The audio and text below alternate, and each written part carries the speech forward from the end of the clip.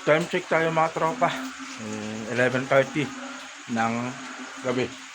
At itong mga tropa, katatapos lang natin na magsilong ng mga nukis natin dahil kagabi magdamag ng ulan, tapos kanina maghapon ng ulan, hanggang ngayon maghapon ng ulan mga tropa.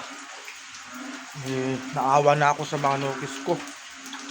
So tignan niyo mga tropa, lawan natin lawan natin. Ayan sila mga tropa. So yung mga nukis natin dyan, wala na dyan mga tropa, wala na dyan sa mga tipi. So yung mga nukis natin ay nandito na mga tropa. Nilagay na natin sila dito sa loob. Nandito sila sa mga karton. Ayan, nasa baba na. Doon. Lahat yan, mga nukis natin lahat to. Masyadong malakas. Ayan, dyan sila. Yung Boston Gold natin, yung McRae, yung McRae, White Choco, yung McRae, doon pa. Ayan. So, ayan, pagkatapos ko lang nagtanggal ng kapote dahil yung ulan kasi mga tropa, wala nang tigil.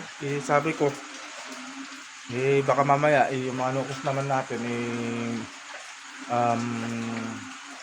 malamigan na, tapos mamaya siyempre hindi natin alam, baka mamaya sa sobrang lamig, kasi malamig yung panahon ngayon, baka mamaya magkasakit, o kaya hindi natin mamamalayan,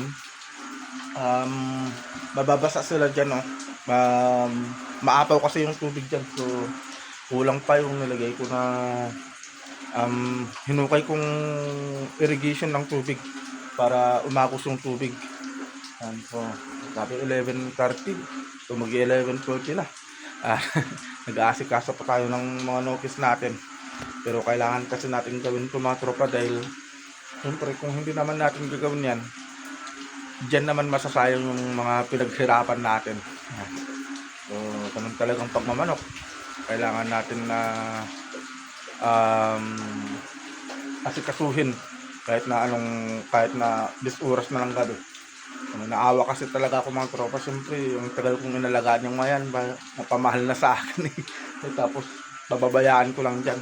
So nagsimula yung ulan ng isang gabi, tapos kaninang umaga hanggang ngayon walang tigil yung ulan mga tropa, kaya nakakaawa.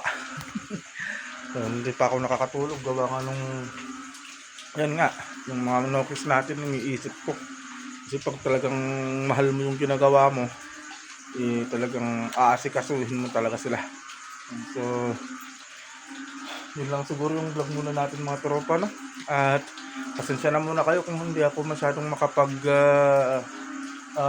video ng dito sa may manukan natin, gawa nga nung ulan kasi, tapos yung camera natin hindi pwedeng mabasa.